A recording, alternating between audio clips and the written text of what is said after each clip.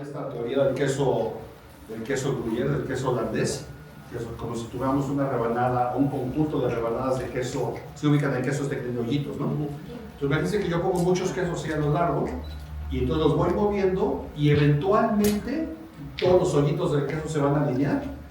Es decir, el peligro va a generar un evento, el evento va a generar una exposición, la exposición va a generar un daño, están alineados estos eventos y entonces se pudiera dar. Ese es un modo de verlo muy circunstancial. Y además, al momento de hablarlo circunstancial, lo podemos convertir a un modelo matemático. Mi especialidad son las matemáticas. ¿Y qué es lo importante de hacer matemáticas? A veces cuando estamos en la escuela y estamos en la prepa, se acordarán ustedes del cálculo diferencial integral. Profesor, ¿cuándo en la vida voy a hacer una derivada? O sea, ¿cuándo? Yo voy a estudiar gestión de riesgos y protección civil, o yo voy a estudiar administración de empresas, o voy a ser mercadólogo, o voy a ser médico. ¿Cuándo voy a hacer una derivada? La respuesta correcta y real y honesta es nunca. O sea, nunca vamos a hacer una derivada. Los ingenieros usamos derivadas en la universidad, estudiamos derivadas, pero la verdad, en la práctica, pues el Excel lo es todo. O las plataformas, pero ¿cuándo voy a hablar de derivadas? Algo que dé clases, etc. Pero ¿qué es lo importante de las matemáticas? Uno, que nos enseñan a pensar. Si yo logro descifrar y entender un proceso matemático, resolverlo, lo más importante es lo que está pasando dentro de mi cabeza. Y lo segundo es cuando se hace ciencia. Estamos en un lugar de ciencia. El CENAPRED es el lugar de desarrollo tecnológico y ciencia, de investigación de desastres, naturalmente prevención, fenómenos, etc. Cuando un fenómeno natural lo puedo convertir a un modelo matemático, entonces lo puedo entender perfectamente y lo puedo usar a mi beneficio. Entonces no puede haber ciencia sin matemáticas. El riesgo analítico es la parte matemática del riesgo. Si esta relación que yo le estoy diciendo de tener un ente capaz de generar daño, un fenómeno natural si ustedes quieren, el que sea, y este genera un evento, y el evento genera una exposición, la exposición genera un daño, si yo logro esta relación entre lo que es capaz de sufrir el daño y lo que es capaz de generar el daño, y puedo analizar matemáticamente esta relación, porque es un fenómeno natural, y lo puedo poner en un modelo matemático, entonces uno, lo puedo entender, dos, lo puedo controlar, que es lo que nos importa a nosotros. Si no hacemos esto, no lo vamos a poder entender. ¿Ustedes han visto las matrices de riesgo?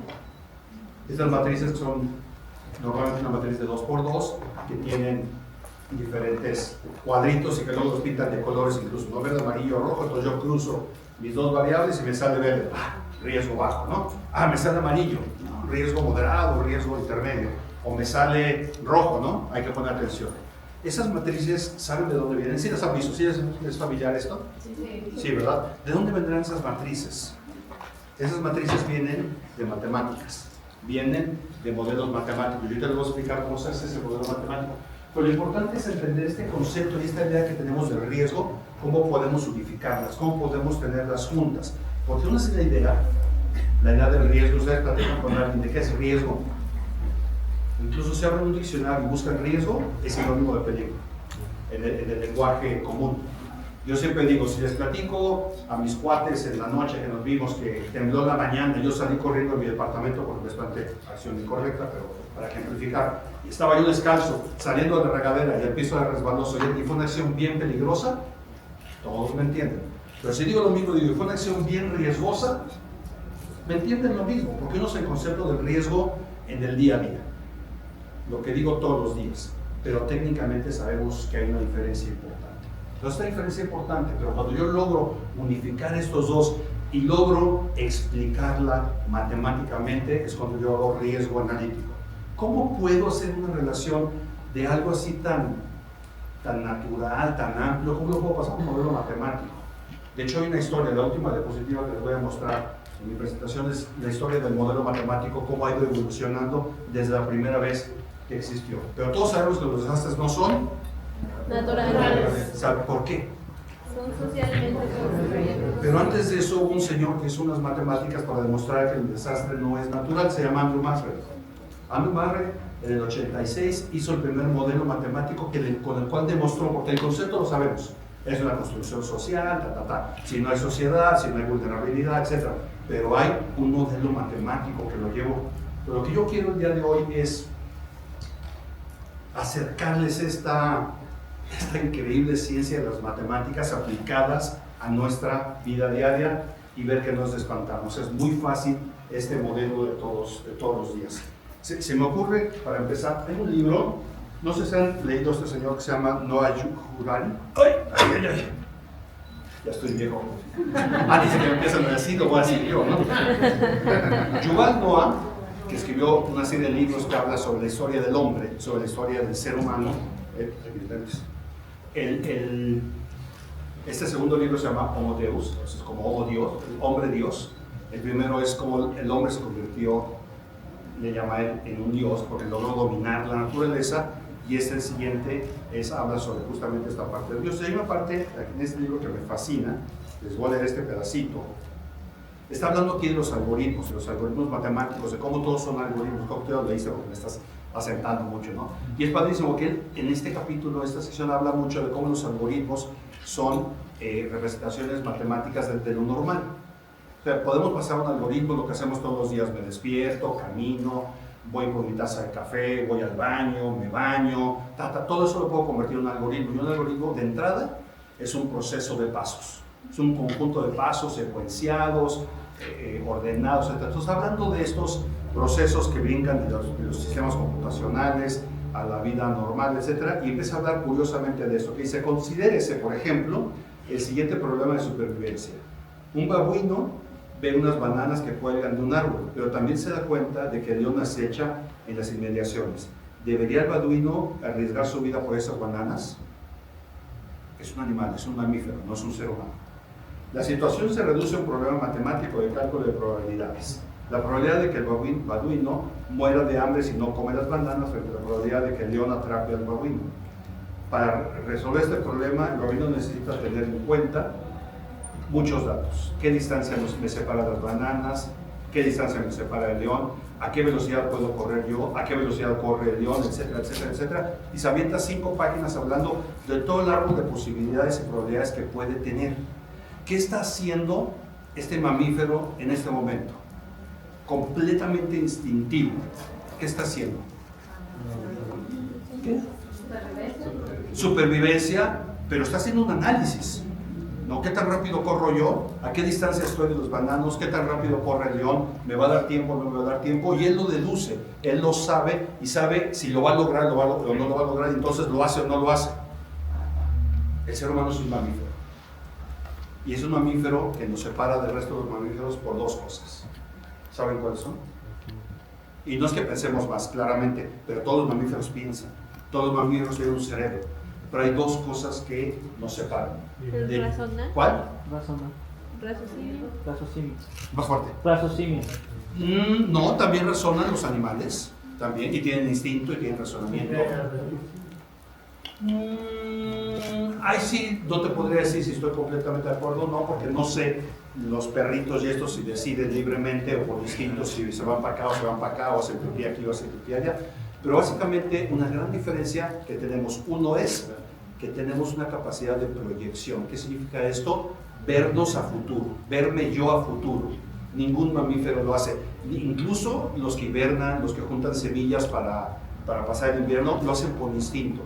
No lo hacen porque esté proyectando. De hecho, el ser humano no lo hace hasta los 18 o 22 años, que termina concretamente de madurar su sistema nervioso. A un chavo de 18 años le dices: ¿qué vas a hacer de grande?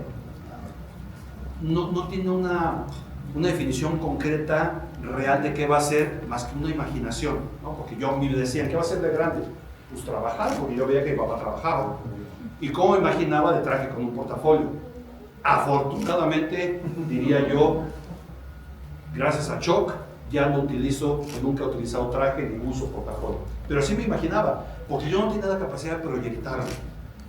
Por eso escoger una carrera a los 18 años puede ser terrible, porque no tengo la capacidad de proyectar. ¿Cuántos se equivocaron o nos equivocamos de carrera porque no tenía la capacidad de verme a futuro?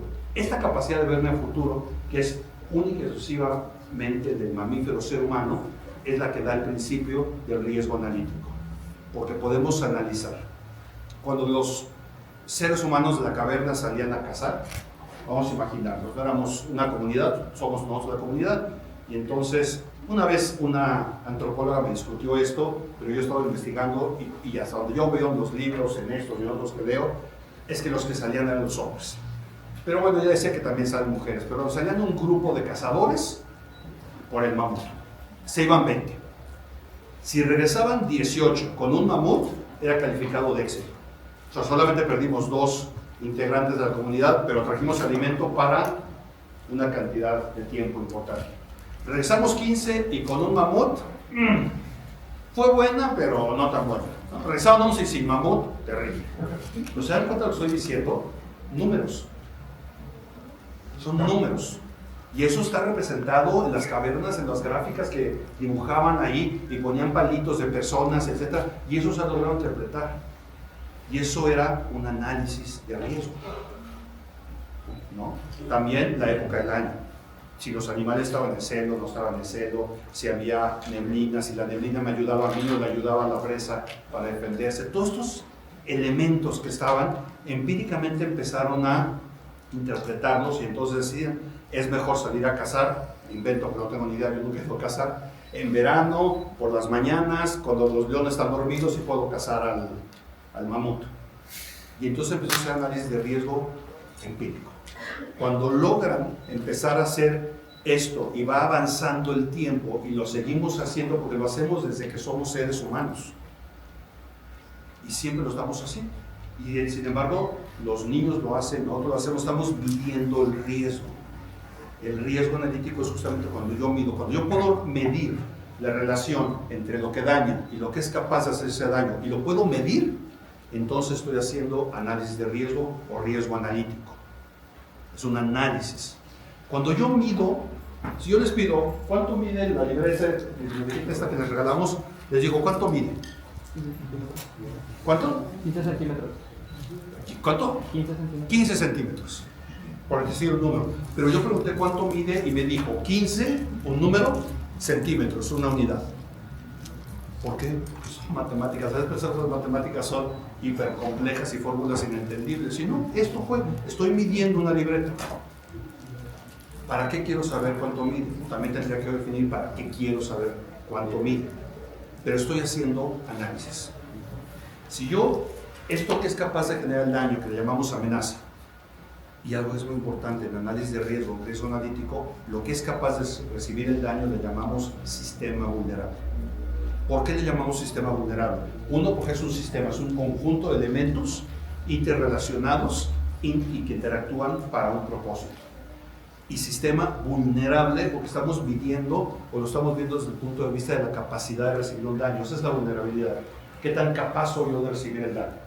Entonces, si esto que genera el daño es una flama de fuego de 300 grados centígrados y mi mano tiene una capacidad de recibir el daño, si pongo mi mano aquí, me genera un daño.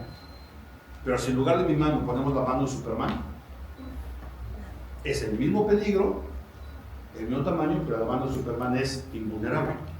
Entonces no hay un daño.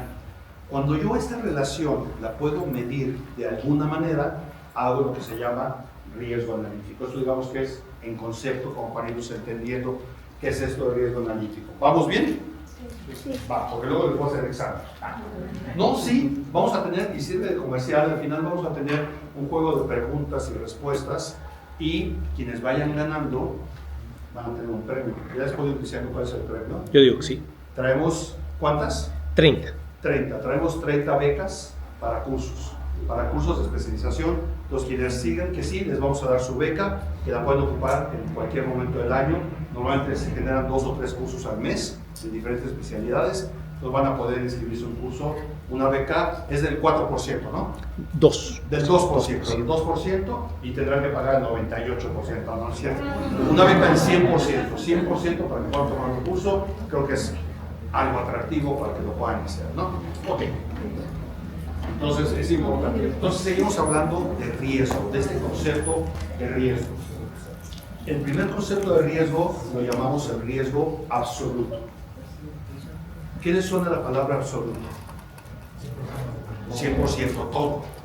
No todo el riesgo, todo lo que hay. Sería como lo contrario en un concepto que es riesgo residual, que es el cachito de riesgo que quedó por ahí, ¿no? Entonces el riesgo absoluto es el todo.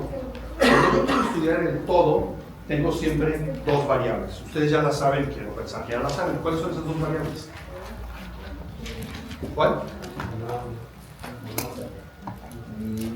Variables para calcular, para conocer el riesgo absoluto. ¿Qué tiene que ver para que haya riesgo? Antes de la exposición,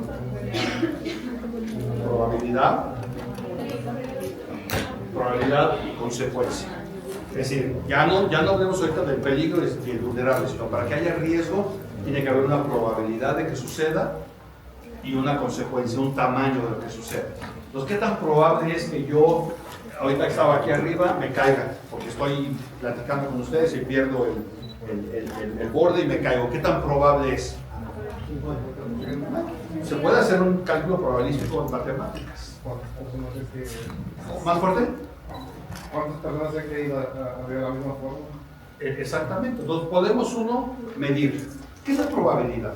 Porque hablamos todo el tiempo de probabilidad en el trabajo, decimos lo probable que suceda y a veces incluso decimos lo posible. ¿Otra vez? La medición de que algo pueda suceder. Dime un poquito más, explora.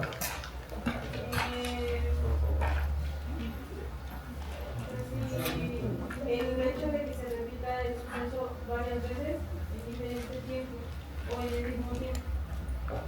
Ok. Entonces estamos hablando de tiempo, que es una característica muy importante de la probabilidad. Yo tengo que medirlo en un periodo de tiempo de entrada. Sería lo mismo decir cuántas veces en los últimos 100 años hemos tenido aquí en la Ciudad de México, por poner un ejemplo local, hemos tenido sismos superiores a magnitud 8. Memorial sismológico, donde estuvimos ayer, vemos los datos históricos y voy a inventar un dato simplemente para manejar rápido. En los últimos 100 años ha habido 5 sismos superiores a magnitud 8, 8.0 para arriba.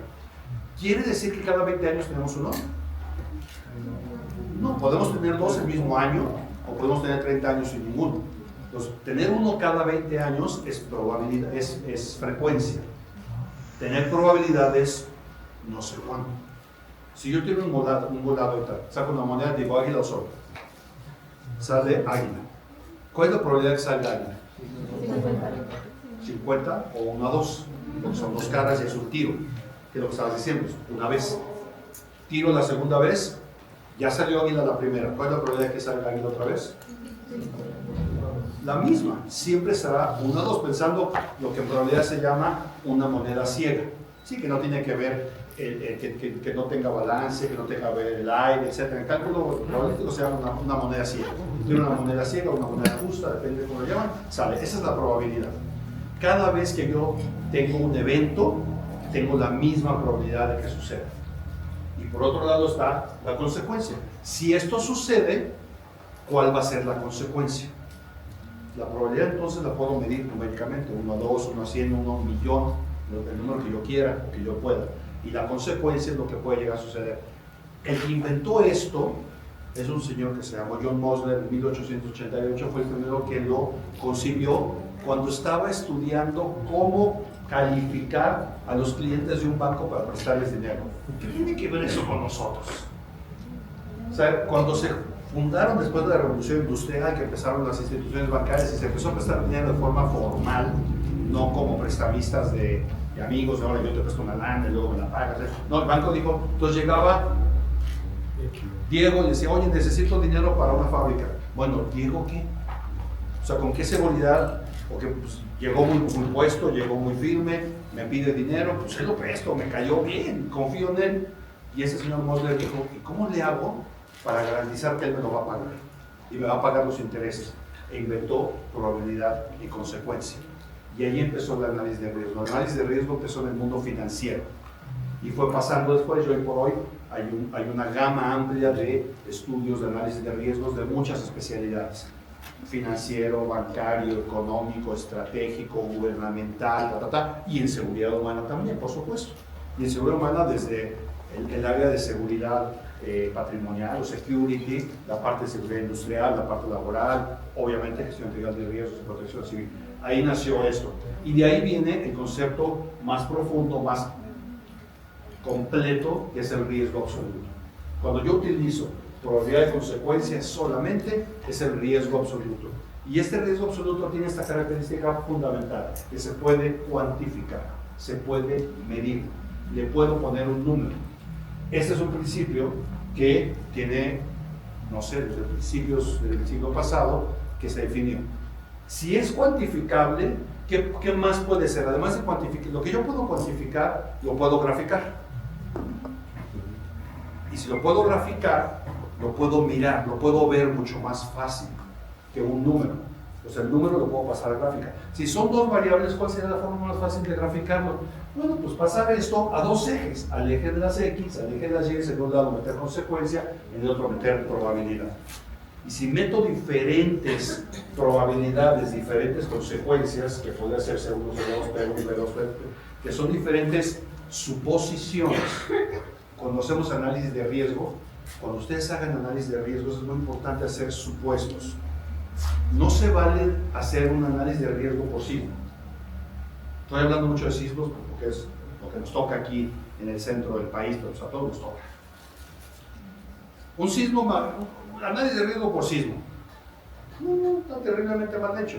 Tengo que hacer análisis de riesgo por un sismo magnitud 8.2 a las 7 de la mañana cuando el Senapred está vacío y solamente tenemos 4 vigilantes.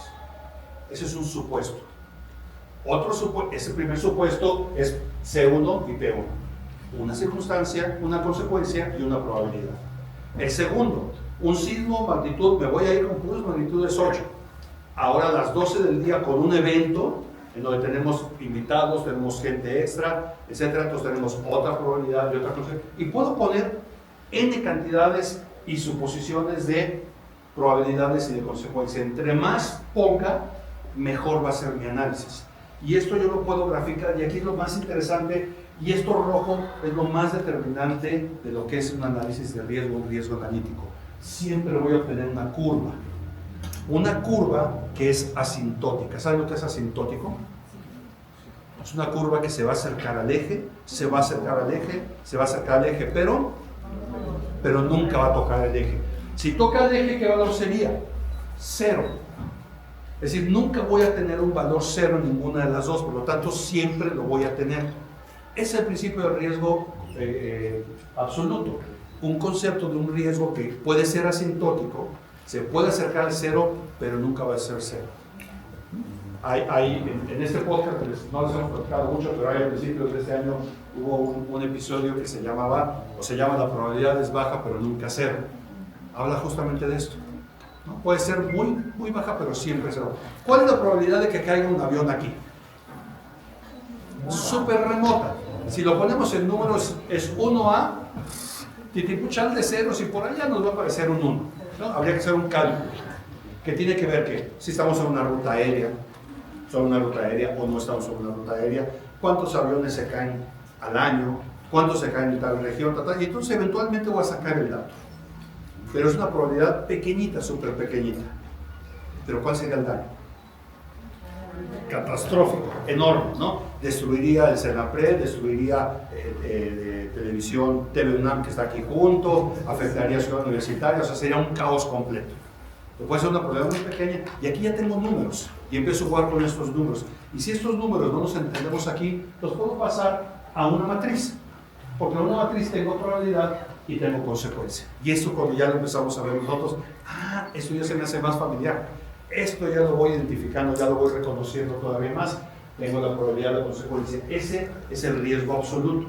Cuando puedo de manera completa, alguien por ejemplo me dijo, no, el todo, el 100%, lo tomo y lo calculo. Y entonces determino cuál es esa probabilidad y esa consecuencia. Entonces, cuando vemos una metodología de análisis de riesgo, cuando vemos un resultado y lo vemos en una matriz, nuestra mente ahorita ya tendría que ser, bueno, esa matriz tiene atrás una representación gráfica de una curva y atrás tiene una formulación matemática que tiene sustento. Porque a veces ¿conocen alguna metodología de análisis de riesgo? ¿Emplean alguna? ¿Cuál? Aquí se oye muy mal, hablen un poquito más fuerte. Ishikawa, yo estoy buscando allá.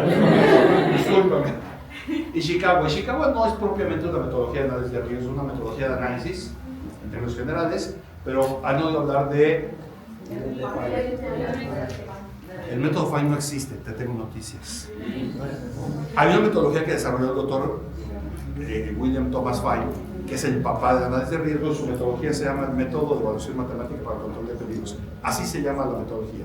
Así la publicó, se le conoce popularmente, digamos, como el método FINE, ¿no? Y el método FINE tiene 3 variables, no tiene 2 variables, ¿no? Que es la variable de consecuencia, la variable de probabilidad y la variable de exposición. Son 3 variables que tienen una matriz de 3 niveles y no una matriz de 2 niveles, pero al fin y al cabo termina igual. Si obtuviste tantos puntos, tu resultado es riesgo bajo. Si obtuviste entre tantos y tantos puntos, tu riesgo es... Pero todo esto que dicen, pues es muy fácil. Yo siempre digo, no confundan el análisis de riesgo con un test de revista de caja del súper, ¿no? En lo que espero llegar a la caja, agarro. ¿Te es fiel tu novia? A ver, si cada vez que está contigo pone en silencio el celular, 2 puntos. Si cada vez, suma los puntos, desde tanto es infiel, desde tanto te es súper fiel. Ese es un test de revista de súper, ¿no? Y a veces confundir las metodologías con un test de revista de súper es terriblemente complejo, porque atrás de esto hay matemáticas que están demostradas. Las metodologías lo que hicieron fue traer todo esto a un modelo fácil de usar para que lo podamos usar todos los días. No todos tienen que ser matemáticos ni entender el concepto así completo, pero sí darle un crédito y un valor de que detrás de esto hay muchas matemáticas. La metodología que desarrolló el Dr. Fine tiene cerca de 64 páginas. Yo tengo la publicación original donde vienen todas las derivadas y todos los conceptos matemáticos para llegar a decir que esto vale 100 puntos, esto vale 50 puntos, esto vale tantos puntos. No son datos puestos como aleatorios, son datos que están puestos de una manera muy precisa. Pero la idea de platicar con ustedes en esta tarde es empezar a darles como un esbozo de esta gran especialidad que hay dentro de la gestión integral de riesgos, que es medir justamente esta relación que está entre el peligro y el sistema vulnerable. Se puede medir, las metodologías son las reglas para poderlo medir y el resultado será siempre, como decía el compañero, numérico y con una unidad. Por eso el método que desarrolló el Dr. Fine termina en puntos. El método, cuando dije Mosler, luego dijiste, claro, porque hay un método que se llama el método Mosler, que originalmente es del mundo financiero, pero se ha adecuado al mundo de la seguridad. Primero en los 90 se adecuó al mundo de la seguridad y vigilancia, a security, y a principios de los 2000 se adecuó para el mundo de la gestión integral de riesgos, e incluso está dentro de la normatividad mexicana, es como una metodología aceptada y reconocida. Y entonces tenemos estos, pero estas también todas terminan en un valor numérico. Y después viene una tabla con la que estaba para poderla entender. Entonces, para poder concluir ahorita, les quiero decir, esta es como la historia, no sé por qué se movió una versión de Google un poquito diferente, se desarticuló. Pues les platico, la primera vez que se puso en matemáticas este concepto fue en el 74, el siglo pasado, White, que decía que el desastre, es muy interesante ver cómo ha evolucionado esto, que el desastre es el producto de riesgo por vulnerabilidad. De entrada le llama riesgo cuando hoy entendemos que esa es la amenaza o es el peligro, lo que es capaz. Pero es un producto, ¿no? El producto de riesgo por vulnerabilidad. ¿Qué quiere decir que sea producto? ¿Cómo? El resultado de... Pero ¿cuál es la diferencia de una suma a un producto? O sea, si yo sumo 3 más 3, ¿cuánto es? Tampoco está tan difícil, la pueden decir, ¿no? 3 más 3. Sí. Y si multiplico 3 por 3, 9. Si la multiplicación es un valor ponderado que siempre tendré mayor, quiere decir que cualquiera de los dos que se incremente, el producto, el resultado va a ser mayor. Entonces, manejar con esos números, representarlos como un producto, fue la primera vez que dijo, el desastre es el producto, es el resultado de lo que me puede hacer daño por la capacidad de recibir el daño, por la vulnerabilidad. Pero también nos abre la puerta, este fue el primer modelo, que si alguno de los dos lo pongo como 0, y si el otro es de 1.000.000, el producto va a ser 0. Entonces también me abre la posibilidad no de un valor de riesgo absoluto, que era asintótico, que nunca tocaba el 0. Aquí decía así. Después vino Barnes, que decía que el riesgo es el producto de exposición, peligro y vulnerabilidad. Él incluyó ya el concepto de exposición, y también qué tanto está expuesta la gente para que pueda ser lastimada. Pero lo sigue hablando como un producto. Y aquí empieza a hacer más sentido. Cuando empezó la pandemia, ¿cuál fue la primera indicación que nos dieron en términos sociales? Enciérrense en las casas y no salgan, aislamiento. Fue la primera indicación. El riesgo entonces era exposición, bueno, vulnerabilidad, soy un ser humano biológico susceptible al bicho, que incluso sabemos, mató 6 millones de personas, creo que fue el número más o menos a nivel global que mató, terrible. Por cierto, ¿cuánto tiempo duró la emergencia de la pandemia? 3 años y poquito, y mató cerca de 6 millones. ¿Saben cuánta gente se muere por accidentes de trabajo al año? Casi 3 millones por año. Y la pandemia, la emergencia de la pandemia, porque hasta donde yo entiendo seguimos en pandemia, una vez se acabó la emergencia de la pandemia, que duró casi 3 años, fueron 7 millones, lo mismo. Pero no le damos la importancia al tema de la seguridad en el trabajo. Comentarios y de imagen. Como dicen por ahí, deja esto por ahí, me voy caminando. Soy vulnerable ante el bicho de COVID-19.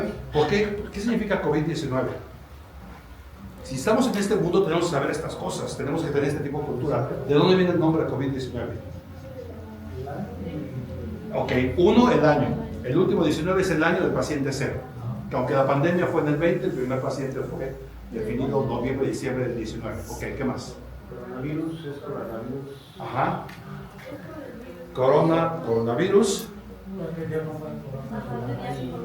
Coronavirus disease. La enfermedad del coronavirus identificada en el 19. Pero bueno, ¿soy vulnerable? Sí. ¿Estoy en peligro? ¿Está el bicho? ¿Estaba el bicho presente por todos lados? Sí. Pero me encerré en mi casa, la exposición la llevé, vamos a decir, en términos prácticos, a 0. Bueno, siempre hay que contar con el externo, etc. Por lo tanto, muchos nos salvamos porque redujimos la exposición. Entonces ahí se va entendiendo este modelo. Después viene un modelo importantísimo que es el de McRae. McRae fue el que dijo en el 89 los desastres no son naturales. Y tiene un libro que se llama Los desastres no son naturales y que pueden descargar gratuito, ya no existe en papel impreso porque ya se agotó, pero si entran a la página de la red, ¿saben lo que es la red? ¿A qué se dedican, jóvenes? La red de estudios. Perfecto.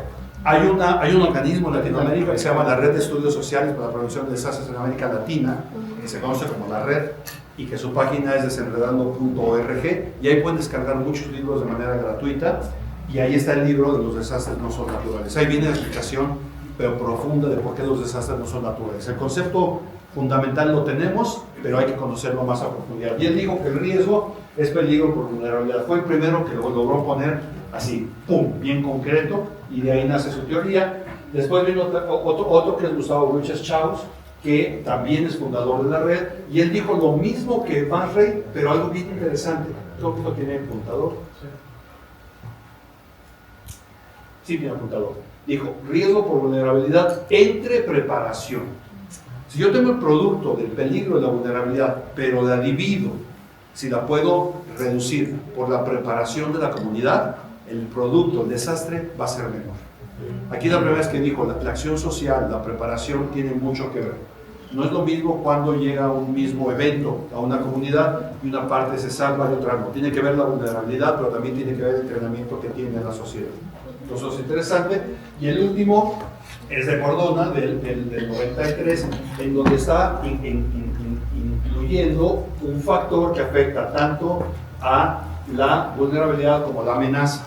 Es decir, no es independiente, están relacionados con un factor, con algo que está determinando qué tan grande va a ser o qué tan pequeño va a ser la parte del riesgo. Entonces, lo que puede quedar como mensaje final es, hay que entender que hay un conjunto de ciencia y de técnicas que en algún momento tenemos que interesarnos.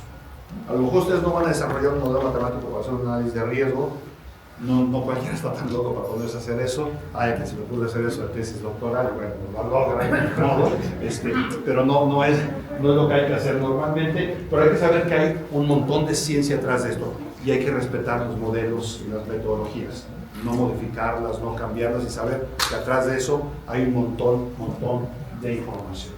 Y bueno, pues con esto terminamos esta primera charla, que es meternos a la parte del análisis del riesgo o el riesgo analítico. ¿Tienen alguna duda? ¿Pregunta? ¿Ninguna? ¿Cobro derechos de autor si me graban? No, les recuerdo que esta conferencia, la que va a dar Sergio, la que va a dar las 3 conferencias, van a estar en internet. Entonces, como dentro de una semana, métanse a educasafety.com/campus y ahí van a ver las fotografías, etcétera. Pero lo más importante es que van a estar las conferencias para que puedan verlas y repasarlas, compartirlas. Lo que nos interesa es compartir el conocimiento. Entonces, si no hay ninguna duda, vamos a llamar al hombre de la bandera.